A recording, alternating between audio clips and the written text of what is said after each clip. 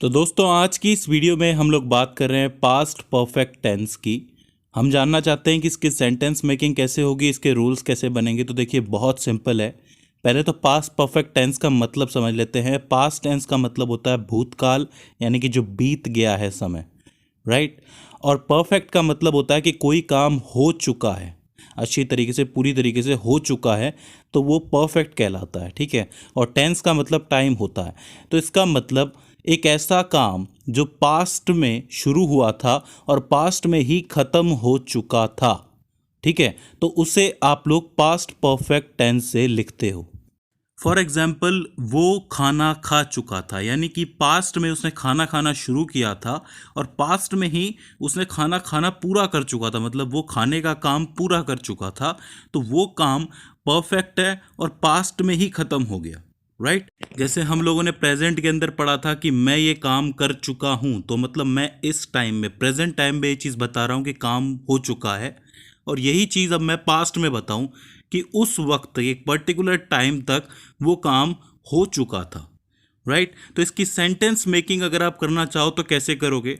तो देखिए, यहाँ पे टाइम वर्ड पास्ट के यूज़ होंगे क्योंकि हम लोग पास्ट टेंस यूज़ कर रहे हैं, लेकिन वहाँ पर हैज़ और हैव का यूज़ हो रहा था, तो यहाँ पर हैड का यूज़ होगा, यानी कि subject plus had plus verb की कौन सी फॉर्म आएगी? भाई प्रेजेंट परफेक्ट के अंदर हम लोग वर्ब की कौन सी फॉर्म यूज़ कर रहे थे? अगर आपने पढ़ा हो तो वर्ब की थर्ड फॉर्म यूज़ कर रहे थे, तो यहाँ पर भी थर्ड फॉर्म यूज़ करेंगे क्योंकि काम हो चुका है, प्लस ऑब्जेक्ट। इसका मतलब टाइम वर्ड में हैज़ हैव की जगह पे हैड का यूज़ करेंगे, बाकी सब कुछ बिल्कुल वैसा ही रहेगा। तो ये जो सेंटेंस है कि वो खाना खा चुका था, तो इस वक्त उसका सब्जेक्ट है वो, यानी कि ही, ठीक है। तो ही टाइम वर्ड की जगह पे आएगा हैड, और खा चुका था यानी कि ईट। अब ईट की थर्ड फॉर्म होगी ईटन, ठीक है, ईट एट ईटन होती है।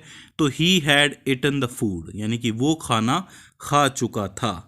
अब इसी का ही एक एग्जांपल और लूँ तो सौरभ फॉर्म सबमिट करा चुका था, यानी कि पास्ट में मैं कहीं जाने वाला था, मतलब फॉर्म सबमिट करवाने के लिए, लेकिन मेरे आने से पहले ही जो मेरा दोस्त सौरभ है वो फॉर्म जमा करा चुका था, ठीक है। तो सौरभ ने पहले ही वो काम पूरा कर दिया था पास्ट के अंदर।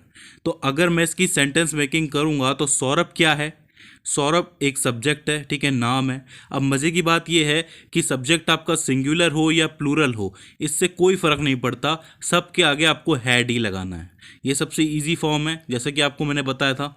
तो Saurabh had submitted the form, submit की थर्ड फॉर्म सबमिटेड होती है, तो इसलिए हम लोगों ने यहाँ पे थर्ड फॉर्म का यूज़ करके इस सेंटेंस को पूरा कर दिया। सो फ्रेंड्स, ये है सिंपली पास्ट परफेक्ट टेंस, ठीक है। आई होप आपको इसके सेंटेंस समझ में आए होंगे, और अगर आप ऐसे सेंटेंस कहीं भी देखोगे तो उन्हें पहचान लोगे। सो फ्रेंड्स, आई होप ये वीडियो आपके लिए हेल्पफुल साबित रही हो।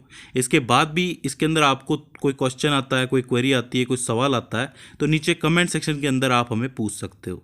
तो फ्रेंड्स, आज की इस वीडियो के अंदर बस इतना ही। See you in the next one.